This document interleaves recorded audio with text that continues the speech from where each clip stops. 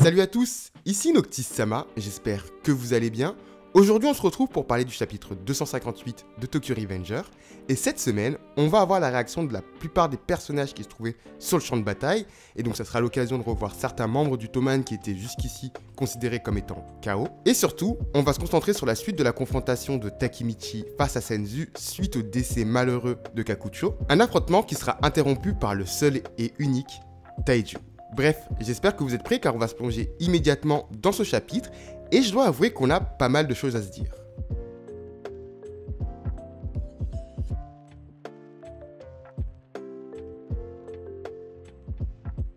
Alors, le chapitre reprend juste après l'arrêt du train et le décès malheureux de Kakucho, mais on le verra un petit peu plus tard. Mais dans un premier temps, on va avoir la réaction des combattants qui se trouvaient sur le champ de bataille. En effet, dans les premières pages, on voit tout d'abord la réaction de certains membres du Kantomandikai qui réalisent à peine ce qui vient de leur arriver. Mais très rapidement, on va retrouver Mitsuya qui va indiquer que si le train ne s'était pas arrêté, eh bien, ça aurait été une grosse catastrophe.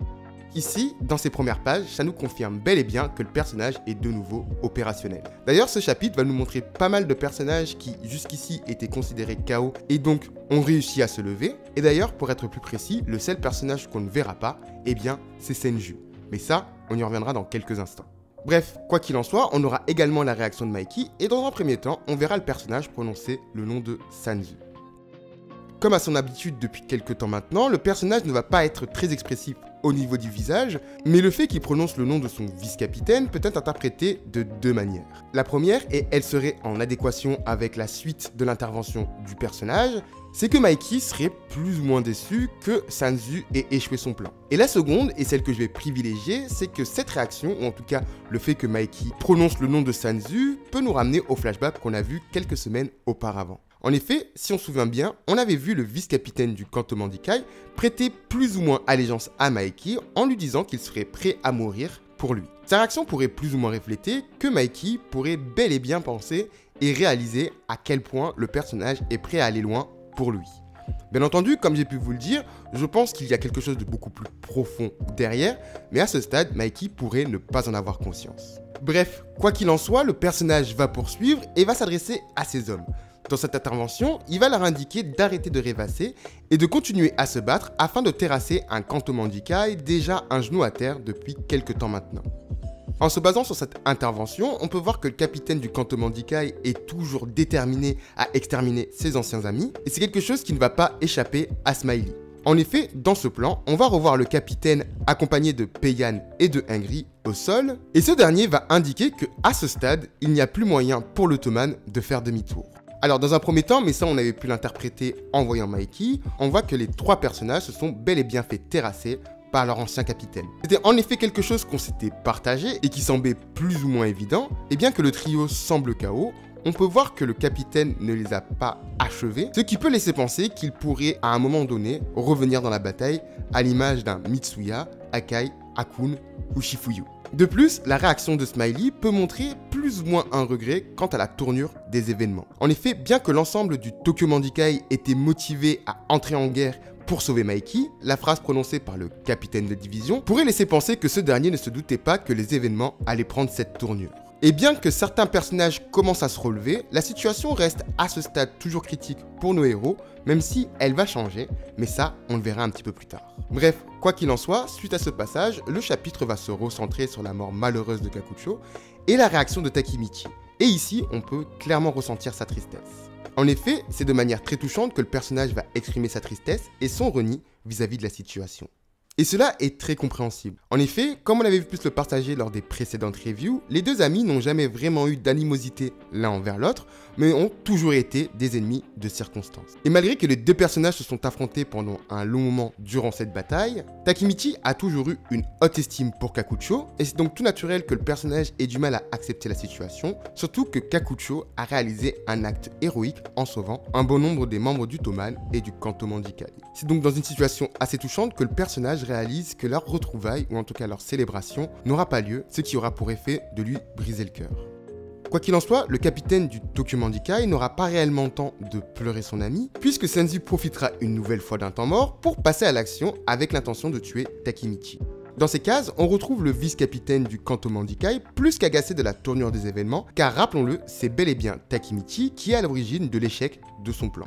Alors que le personnage s'approche peu à peu de notre héros, c'est bel et bien Mitsuya qui va intervenir afin de prévenir son capitaine. Takemichi, prévenu de ce danger imminent, tentera alors de riposter, tout en laissant parler sa haine envers le personnage responsable de la mort de Kakucho. Cependant, Sanzu tuera dans l'œuf la tentative de notre héros avec un coup de pied bien placé, en voyant valser le capitaine du Tokyo Mandikai. Sanzu enchaînera ensuite en expliquant au personnage que ce dernier n'a aucun moyen de gagner cette guerre puisqu'il ne supporte pas les bains de sang et le carnage. Et c'est après ce monologue que le personnage brandira son épée avec l'intention d'achever Takemichi.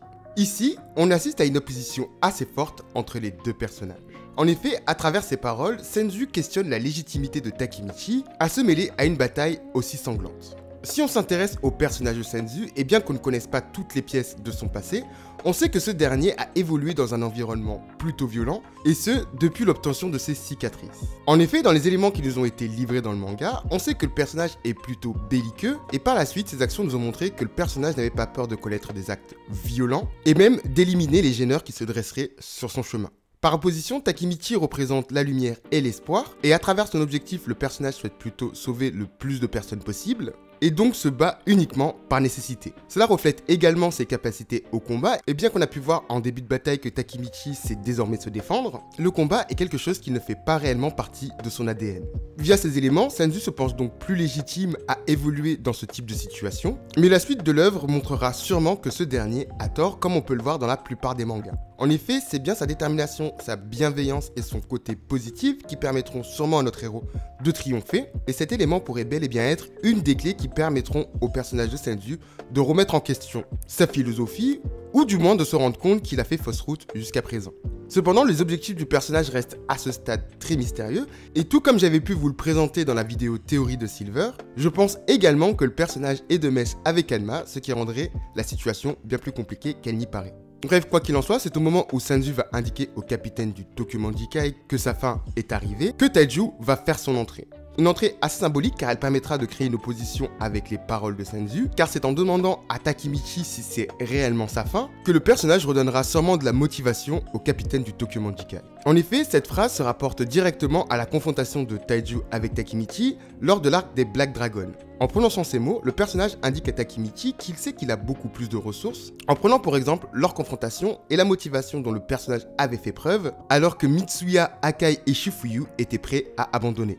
Et bien que Sanzu sentira l'arrivée du personnage, cela ne l'empêchera pas de recevoir la moto de Taiju, le plaquant contre le train. Une entrée XXL pour un personnage au tempérament XXL, et je dois avouer que c'est pour cette raison que Taiju fait partie de mes personnages préférés. Son arrivée sur le champ de bataille arrive donc à point nommé, et on peut pressentir que les cartes seront bientôt redistribuées. Maintenant, si on s'arrête sur les quelques cases qu'on vient de passer en revue ensemble, on peut voir un léger parallèle avec la mort de Kisaki. En effet, le personnage était fait faucher par un camion, alors qu'il était sur le point de faire une révélation. Ici, on pourrait donc penser que la situation se reproduit, sauf que cette fois-ci, c'est bel et bien Taiju qui a envoyé la moto directement sur le vice-capitaine du Kanto Mandikai. Dans cette situation, on peut pas forcément retrouver de lien entre le conducteur du camion et Taiju, mais ce que l'on peut noter, c'est qu'on pourrait assister à un parallèle d'écriture.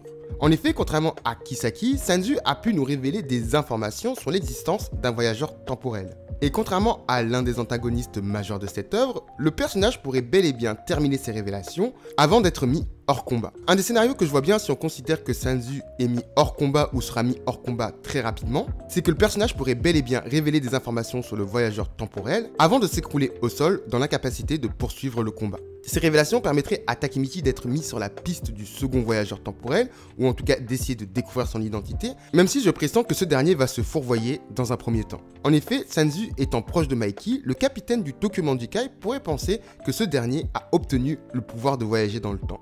Et comme j'ai pu vous le dire dans mes précédentes reviews, je pense toujours à date que le second voyageur temporel est bel et bien Hanma. Si le personnage est bel et bien mis hors combat très rapidement, eh bien les révélations pourraient se poursuivre sans sa présence. Dans ce cas-là, Takemichi pourrait donc poursuivre Mikey en pensant qu'il a bel et bien le pouvoir de voyager dans le temps, et ça serait après une révélation d'Hanma que le personnage serait en mesure de recoller toutes les pièces du puzzle. Maintenant, en ce qui concerne Sanzu, si ce dernier est bel et bien mis hors combat, eh bien selon moi, son arc narratif ne serait pas totalement terminé. En effet, en plus de ses ambitions potentielles de régner sur Tokyo et de créer le gang le plus puissant de l'histoire, il reste reste toujours l'intrigue avec Senju. Ici, on pourrait donc avoir une nouvelle confrontation, mais ça, j'y reviendrai dans quelques instants. Revenons-en donc à Taiju. Juste à son arrivée, on peut voir que ce dernier porte l'uniforme du Tokyo Manjikai. Ici, ce dernier va s'adresser à Akai en indiquant que sa tenue est bien trop petite pour lui.